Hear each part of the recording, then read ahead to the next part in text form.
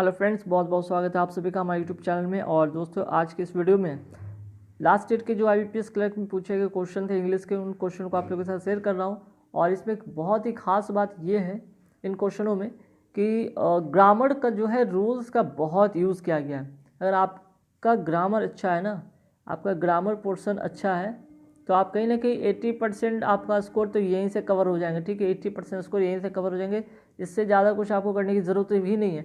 और इसी में आपको 20+ स्कोर आ जाएंगे। 20+ स्कोर आना बहुत बड़ी बात होती है। अगर आप क्लर्कल एग्जाम में अगर इंग्लिश में 20+ लेते हो तो काफ़ी स्कोरिंग होता है और यहाँ से आपका रिजल्ट होने का 100% चांस बनता है। अब ये ग्रामर पोर्शन में क्या क्या पढ़ना होता है जो इंपॉर्टेंट है, देखिएगा। जितने भी यहाँ पे क्वेश्चन है सब में क्या यूज़ किया गया है, आर्टिकल। आप लोग से ये आर्टिकल पढ़ना क्यों ज़रूरी था? मतलब बकवास है? बिल्कुल नहीं, आर्टिकल नहीं पढ़ना होगा। पार्ट ऑफ स्पीच, ये पार्ट ऑफ स्पीच जो है काफ़ी इंपॉर्टेंट है भाई। फिर उसके बाद आपको पढ़ना क्या होगा, फ्रेजल वर्ब। फ्रेजल वर्ब, ठीक। और यूजेस पढ़ना होगा, जिसमें कि इन, इनटू, ऑफ, मीन्स कि कह सकते हैं प्रीपोजिशन का करेक्ट यूज़ आप पढ़ सकते हैं। तो यहाँ पे ये 3-4 जो चीज़ है टॉपिक जिस पे आप फोकस कर लो, जिसमें आपका इंग्लिश क्लियर हो जाएगा। देखिए यहाँ पे क्वेश्चन में आप लोगों के साथ शेयर सॉल्व करूँगा, जिससे आपको लगे कि वाकई में ये आर्टिकल पार्ट ऑफ स्पीच पढ़ना काफ़ी इंपॉर्टेंट होगा। तो आइए देखते हैं। पहला क्वेश्चन देखिएगा, the company was keen at cutting down on the employ overheads in order to make the business profile. अब मुझे मान लिया कि इसका अर्थ भी नहीं पता है, लेकिन यहाँ पे जो डार्क वाला देख रहे हैं, ये डार्क अंडरलाइन किया हुआ है। डार्क मीन्स कि बोल्ड में जो लिखा हुआ है कटिंग डाउन, इसका फ्रेजल वर्ब पूछा गया है। कटिंग डाउन का फ्रेजल वर्ब पूछा गया है। तो कट डाउन का मतलब होता है रिड्यूस करना, कम करना। तो आंसर क्या होगा, ए नंबर, और इसका आंसर होगा रिड्यूस। आइए क्वेश्चन नंबर 70 में देखते हैं। It was difficult to put up with the engaging put up with the nagging relatives during the growth year. अब यहाँ पे देखिएगा पुट अप विथ का मतलब पूछा गया है। ठीक है, पुट अप विथ का मतलब पूछा गया है। तो पुट अप विथ का मतलब होता है कि इंड्योर करना या टॉलरेट करना, बर्दाश्त करना। ठीक, क्योंकि देखिए यहाँ पे नेगेटिव वर्ड है डिफ़िकल्ट, तो डिफ़िकल्टी में लोग हमेशा क्या करते हैं, इंड्योर करते हैं, टॉलरेट करते हैं, बर्दाश्त करते हैं। इसका जो आंसर होगा सी नंबर ऑप्शन होगा, इंड्योर। ठीक, चलिए आगे बढ़ते हैं नेक्स्ट क्वेश्चन पे कि the commissioner advised the fugitive to turn in themselves to get some legal respite. अब यहाँ पे बात हुई, कमिश्नर जो एडवाइस की, जो फिगेटिव जो भगोरा है, उसको कह रहे हैं कि टू टर्न इन। अब टू टर्न इन, अब इसका मतलब आपको फ्रेजल वर्ब का अच्छा ज्ञान होना चाहिए। फ्रेजल वर्ब पे पकड़ होगा तभी चीज़ आपको समझ में आने वाली है। तो टू टर्न इन का मतलब होता है सरेंडर कर देना। ठीक है, समर्पण कर देना। ठीक, जो फिगेटिव थे, जो भगोरे थे, जो कैदी थे, वो कमिश्नर के सामने वो क्या करे, सरेंडर कर दें। आइए आगे बढ़ते हैं। Aniket was willing to go over board for receiving a scholarship to pursue higher education oversea. अब गो ओवर बोर्ड का मतलब क्या होगा, ये फ्रेजल वर्ब है। तो गो ओवर बोर्ड का मतलब होता है यहाँ पे जो आंसर होने वाला है 19 का, वो होगा यहाँ पे स्टिच। ठीक, आंसर होगा स्टिच। ठीक है, तो यहाँ पे कहने का मतलब जब वो कोई आपको क्या होता है कि वेरी इंथुजियास्टिक। ठीक, आप क्या होते हैं जब आप इंथुजियास्टिक, बहुत उत्सुक हैं, स्ट्रेच हैं वो चीज़ पाने के लिए स्कॉलर, ताकि आप आगे जाकर पढ़ाई करें, ओवरसी मीन्स की फॉरेन में जाकर आप पढ़ाई करें। ठीक, आगे बढ़ते हैं नेक्स्ट क्वेश्चन पे कि the central bank was of the idea that it was not suitable to bail out the ailing cooperatives. अब देखो, टू बेल आउट इसका कोई अर्थ नहीं होता, इसको लिए तो आपको फ्रेजल पढ़ना ही होगा। तो आप 200-300 जो होते हैं, एक सिंह की बुक ले लो, उसमें बहुत सारे फ्रेजल वर्ब है, उसको सिर्फ रट लो, उतना से काम चल जाएगा। तो टू बेल आउट का मतलब होता है क्या है, ठीक। तो टू बेल आउट का मतलब to rescue someone from a difficult situation, means कि कोई बुरी परिस्थिति में किसी को बचाना, टू बेल आउट। ओके, तो यहाँ पे ये होगा आंसर आपका, रेस्क्यू होगा आंसर। ठीक, 20 तक तो बिल्कुल समझ में आया होगा क्वेश्चन, और क्वेश्चन का अर्थ भी समझ में आया होगा। अब आगे यहाँ पे आते हैं 21। अब यहाँ पे देख लीजिए क्वेश्चन थोड़े से चेंज हुए। अब देखिए कि पैटर्न, न्यू पैटर्न पूछा गया। अब तक ग्रामर में क्या थे, आपको एरर ढूंढना, रहता था, सारे सेंटेंस सही थे उसमें से एक एरर ढूंढना रहता था। अब उल्टा कर दिया गया, सारे सेंटेंस एरर से भरा पड़ा है, उसमें से एक सही सेंटेंस चुनना है। ठीक है, सारे सेंटेंस एरर से भरा पड़ा, उसमें से एक जो है सही चुनना है। पहले था कि सभी सही होते थे, उसमें से एक गलत चुनना होता था। पहले गलत चुनना होता था, अभी सही चुनना होता है।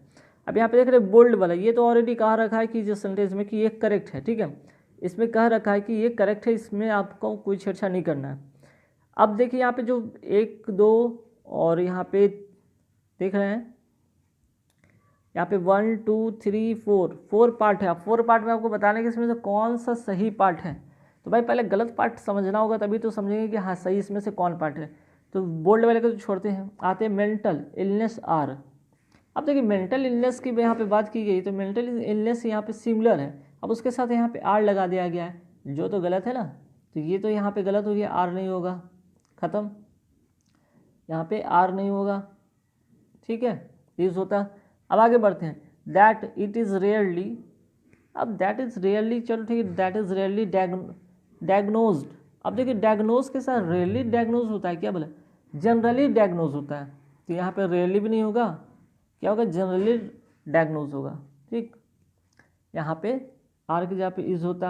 अब देखिए यहाँ पे कहीं ना कहीं देख रहे हैं ना आप, अब यहाँ पे आपका वर्ब हो रहा है, नाउन हो रहा है, तो ये सब जितने भी वर्ड है ना, आपको यहाँ से आर्टिकल हो गया, इसका यूज़ आपको देखने को मिलेगा। तो रेयरली की जगह पे क्या होगा, जनरली। ठीक है, तो ये भी गलत हो गया। डायग्नोज लैटर देन, ये वाला वर्ड देखिए, लैटर देन, लैटर देन की जगह पे यहाँ पे लेटर होगा। ठीक, अब देखिए लैटर, यहीं से ग्रामर का खेल शुरू होता है, लैटर और यहाँ पे लेटर, दोनों में बहुत बड़ा डिफरेंस भाई। ये जो लैटर होता है ना, ये टाइम को डिनोट करता है, टाइम से रिलेटेड होता है, और ये लेटर जो है ना आपका पोजीशन और या ऑर्डर, ये बताता है लैटर। तो लैटर यहाँ पे नहीं होगा, बल्कि लेटर होगा, later than it should suitably be. ठीक, तो ये चीज़ यहाँ पे होगा। तो यहाँ पे टाइम से कोई रिलेशन तो था नहीं, लेटर दैन नॉट। तो यहाँ पे याद रखिए ये होता है टाइम से रिलेटेड, जैसे कि यहाँ पे बात हो रही है पिछला, और ये बाद में जो कि पोजीशन की बात होती है कि कोई चीज़ को बाद में कुछ ऐसा पोजीशन रखा गया, ऑर्डर में रखा गया है। ठीक, तो ये जान लीजिएगा, लेटर और लेटर काफ़ी इंपॉर्टेंट है। चलिए, तो यहाँ पे हमने ग्रामर भी सीख लिया थोड़े थोड़े। अब आते हैं आगे, तो यहाँ पे ये चीज़ गलत, तो ये वाला जो ऑप्शन सिर्फ है, जो लास्ट वाला बचा है, इट शुड सुटेबली बी। ठीक, ये वाला सही आपका है, मीन्स कि डी नंबर ऑप्शन सही होगा। ठीक है, डी नंबर ऑप्शन सही होगा।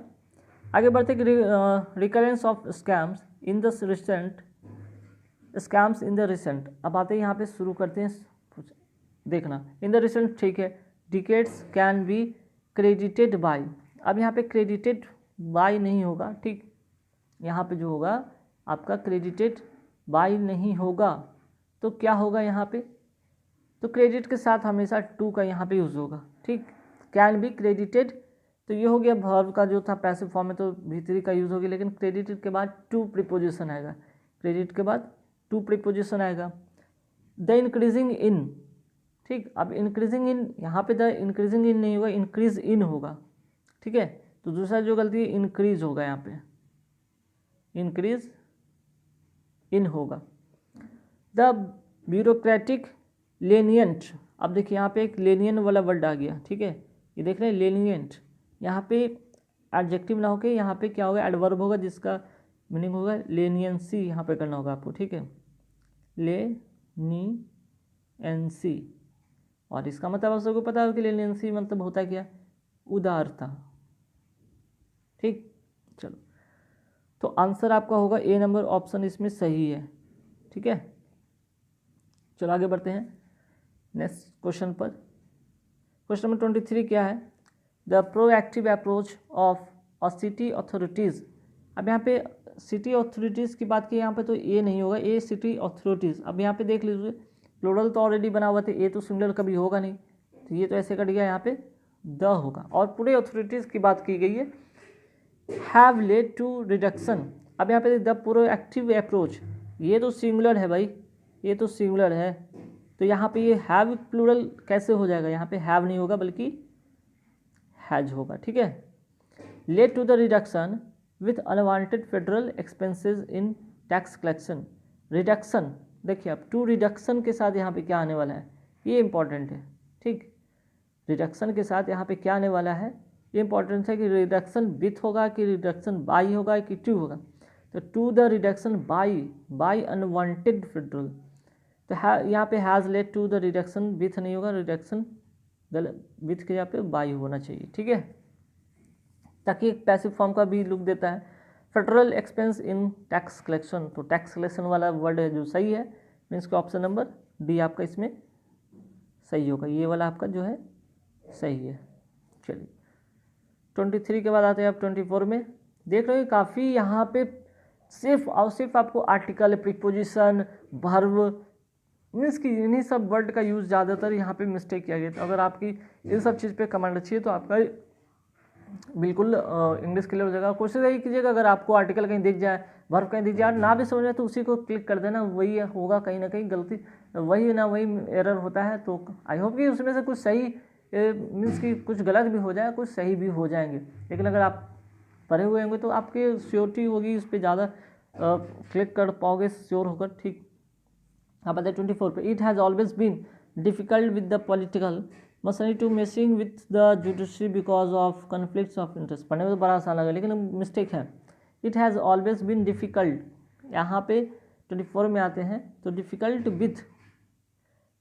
विथ नहीं, वो difficult for the political, with the political, किसी चीज़ से जुड़ाव का वो विथ होता है, किसी चीज़ से लगा हुआ है। यहाँ पे पॉलिटिकल के लिए हो रहा है, के लिए का वर्ड आ रहा है, यहाँ पे विथ नहीं होगा बल्कि क्या होगा, फॉर होगा।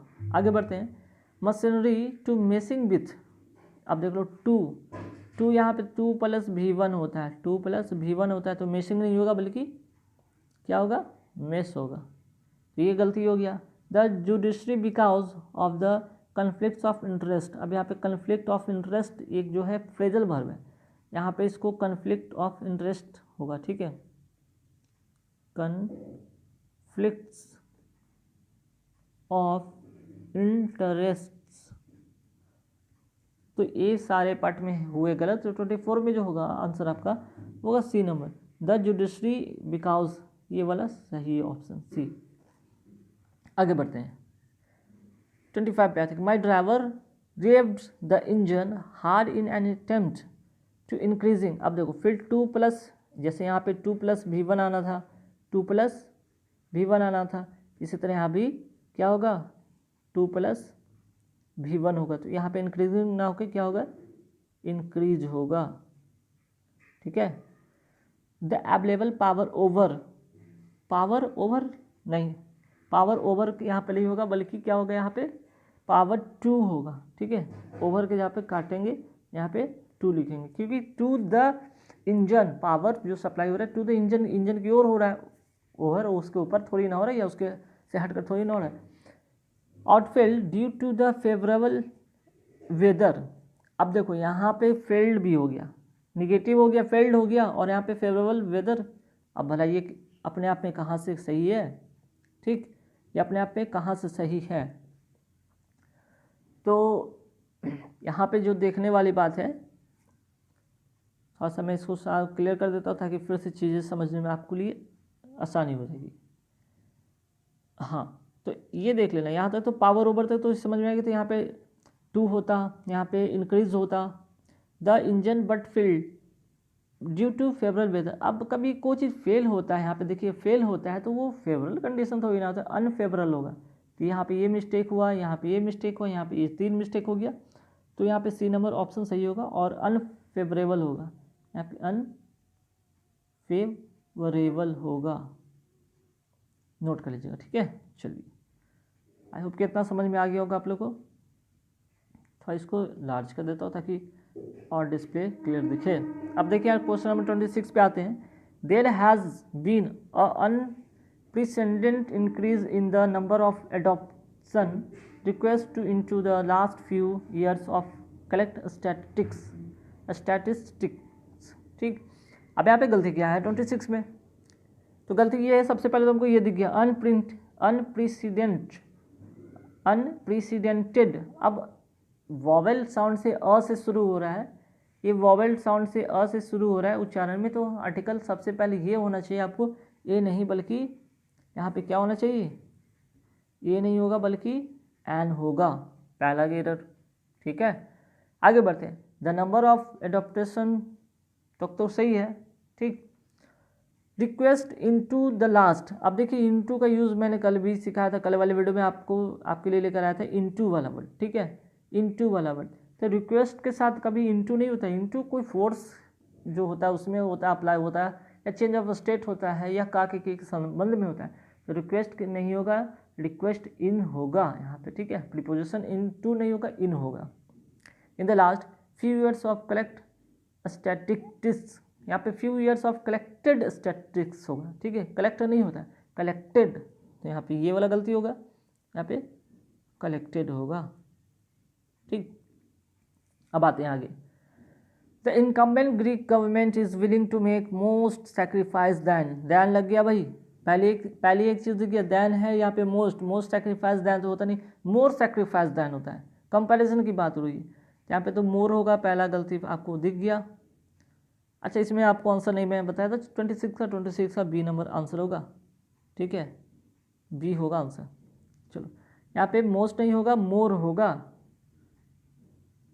मैं फिर से लिख देता हूँ, इसका तो आंसर होगा आपका कौन सा था भाई, बी, और इसमें मोर होगा। चलो, दैन दियर प्रीसीडर्स इन, यहाँ तो बात सही लग रहा है, then their preceders in order to impress financial. अब देखो भाई, यहाँ पे एक चीज़ यहाँ पे देखना, ये क्या हो गया भाई, इम्प्रेस फिनेंशियल, फिनेंशियल को भला कोई इम्प्रेस करता है, नहीं नहीं, इम्प्रेस नहीं करता है, इम्प्रूव करता है, ये वाला गलत है, इम्प्रेस नहीं होगा बल्कि क्या होगा, इम्प्रूव होगा, ठीक, इम्प्रेस नहीं होगा बल्कि क्या होगा, इम्प्रूव होगा, ध्यान रखिएगा। Situation in the trouble economics, अब देखिए इकोनॉमिक्स, ट्रबल इकोनॉमिक्स नहीं होगा, यहाँ पे इकोनॉमी होगा, ट्रबल इकोनॉमी, इकोनॉमी की अर्थव्यवस्था में यहाँ पे बात की गई, अर्थव्यवस्था जो ट्रबल इकोनॉमी है उसमें, यहाँ पे तो इकोनॉमिक्स नहीं होगा बल्कि इकोनॉमी होगा, इस बात का ध्यान रखिएगा। ये जब आप प्रैक्टिस करते हो, अगर आप एडिटोरियल पढ़ते हो तो वहाँ पे कुछ टर्म ऐसे आते हैं जहाँ पे आपको रिलेट करना खुद भी आ जाएगा, और उसके साथ ये स्टैटिक वर्ड बैठेगा, ये खुद भी समझ में आएगा, तो ये चीज़ कुछ होता है, कॉमन सेंस के आधार पर भी आप इसको यूज़ कर सकते हो। चलो, ये तो हो गया था। अच्छा, इसका आंसर बताना भूलिएगा क्या मैं फिर से, 27 का बी होगा इसका आंसर, बी सही है। अब आइए 28 पे, removing the entrance for the street from the street was being always consideration. अब यहाँ पे ये सबसे पहले यहाँ पे एक चीज़ चेक करेंगे 28 में कि यहाँ पे क्या गलत है, द स्ट्रीट बीइंग ऑलवेज, तो यहाँ पे वाज नहीं होगा भाई, ठीक है, यहाँ पे पहला मिस्टेक ही वाज नहीं होगा, street being always consideration pre requisite. अब देखिए यहाँ पे अगर removing the trash from the street being, यहाँ पे वाज होने का मतलब नहीं बन रहा था, कोई स्टेटमेंट नहीं होता, अगर वाज होता तो यहाँ पे पैसिव फॉर्म लेकर आता, जो कि पैसिव फॉर्म है नहीं, तो कंसिडरेशन और प्री रिक्विसाइट तक तो यहाँ पे चीज़ें समझ में आ रही थी, लेकिन यहाँ पे एक चीज़ तो वाज गलती होगी, दूसरा जो होगा यहाँ पे कंसिडर्ड या कंसिडरेशन है, यहाँ पे आपको वर्ब, ये नाउन है, ठीक है, ये आपका नाउन है, यहाँ पे आपको वर्ब लेकर आना होगा, तो कंसीडर्ड होगा, कंसीडर्ड, आप यहाँ पे कंसीडर्ड कर लो, ठीक है। तो स्ट्रीट बीइंग ऑलवेज कंसीडर्ड और प्री रिक्विसाइट, कंसिडरेशन नाउन होता है, यहाँ पे आपको वर्ब का यूज़ करना होता है, और pre requisite for the improvement the overall, तो यहाँ पे देखिए इम्प्रूवमेंट नहीं होगा, फॉर, अब यहाँ पे याद रखिएगा कुछ प्रीपोजिशन के बाद आपको आईएनजी लगाना होता है, प्रीपोजिशन के बाद क्या आता है, आईएनजी आता है, ठीक है, जैसे यहाँ पे देख लीजिए, तो फॉर यहाँ पे प्रीपोजिशन, तो यहाँ पे इम्प्रूवमेंट नहीं होगा, इम्प्रूविंग होगा, एक बात नोटिस कर लीजिएगा, जब भी कोई प्रीपोजिशन है उसके बाद हम क्या यूज़ करते हैं, वर्ब का फोर्थ फॉर्म यूज़ करते हैं, the overall ambience of the city. तो आई होप कि 28 का जो होगा आंसर लास्ट वाला होगा, डी नंबर ऑप्शन, तो देख लेगा कितना हम लोग ग्रामर सीख रहे हैं। कहीं ना कहीं सारा जो होता है इंग्लिश बेस्ड ही ग्रामर फॉर्म पे 80% आपका ग्रामर होता है, बाकी 20% वोकैब होगा और आपके जो है कि समझ, आपकी पावर, समझने की पावर, आपकी कंसिडरेशन उस पर क्या है, अंडरस्टैंडिंग क्या है, इस पर डिपेंड करता है। ओके चलिए अब आते हैं 29 पे। 29 में क्या है कि referring to the attention receive for the pilot project the district collector commemoration the social workers involve in the execution of an crucial plan. अब इसमें गलती कहाँ कहाँ है अब देखते हैं 29 में। तो 29 में जो होगा यहाँ पे सबसे पहले रिसीव्ड बाय द पायलट, चूँकि आप देख लीजिए यहाँ पे पैसिव फॉर्म का यूज़ किया गया, referring to the attention received by the pilot, एक गलती। Project the district collector commemoration, ठीक है, तो यहाँ पे अब by the pilot the district collector commemoration, तो नाउन तो यहाँ होने वाला है नहीं, ठीक है, यहाँ पे नाउन होना नहीं है।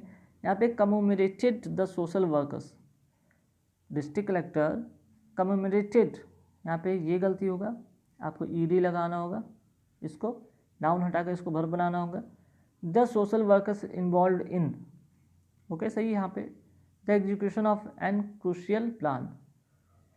तो यहाँ तक तो एक चीज़ बात समझ में आ गई। अब भाई यहाँ पे एन क्यों लगा दिया गया, क्रूशियल सी से स्टार्ट है, वैसे भी कैपिटल अगर हम लेटर की बात करते हैं तो हमें वॉवल में को जो भी वॉवल साउंड होता है या फिर कॉन्सोनेंट साउंड होता है, यहाँ पे क्रूशियल जो है क का मीन्स कि क जो कि कॉन्सोनेंट साउंड है, कॉन्सोनेंट साउंड के पहले तो एन का यूज़ होता नहीं है, यहाँ पे ए होगा सही, ठीक है। तो फाइनली आपका जो आंसर होगा ये वाला ऑप्शन सही होगा, सोशल वर्कर वाला, मीन कि सी आपका सही होगा। एंड लास्ट क्वेश्चन देखते हैं कि living under the shadow of the revolting must have has deteriorating effect in the personalities of the children growing over these years। अरे भाई सबसे पहले हमको तो ये दिख गया दीज चिल्ड्रेंस, चिल्ड्रेन तो अपने आप में प्लूरल है, एस क्यों लगता है भाई, चिल्ड्रेन में भला कभी एस लगेगा, चिल्ड्रेन तो अपने आप में प्लूरल है, तो यहाँ पे ये मिस्टेक हुआ, एक चीज़ तो पहले दिख गया फट सा। अच्छा यहाँ पे देख लीजिए लिविंग अंडर द शैडो, 30 में देखते हैं लिविंग अंडर द शैडो, तो ऑफ द रिवोल्टिंग नहीं होगा, यहाँ पे जो होगा नाउन होगा, ऑफ द रिवोल्टिंग नहीं होगा बल्कि रिवोल्ट होगा, रिवोल्ट, यहाँ पे नाउन यूज़ करेंगे, ठीक। क्योंकि यहाँ पे द भी देख रहे हैं, द के साथ कभी वर्ब तो यूज़ होता है, द हमेशा नाउन के को लेकर डिनोट करता है, और यहाँ पे ऑलरेडी ऑफ भी है, तो ऑफ भी जो कि नाउन को रिलेशन बताता है, या तो कभी वर्ब होगा नहीं। Of the revolt must have, ठीक है, यहाँ पे मस्ट हैव जो है यहाँ तक तो बात सही है कि रिवोल्टिंग हो गया।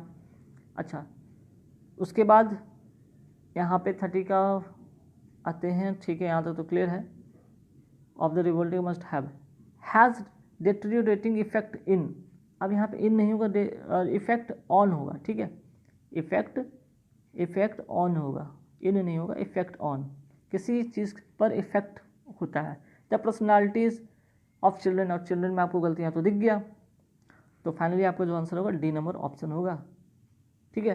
देखिए कैसे पकड़ते, अगर आपकी ग्रामर चाहिए तो देखिए एक क्वेश्चन यहाँ पे दिया गया 3 से 4 सेंटेंस में, और आपके 3 से 4 सेंटेंस में 3 से 4 आपको ग्रामर के बारे में पूछ रहा है, बार बार आपसे सिर्फ ग्रामर की समझ मीन्स कि कहने के बाद आपको पूरा ग्रामर की इसमें टेस्ट लिया गया।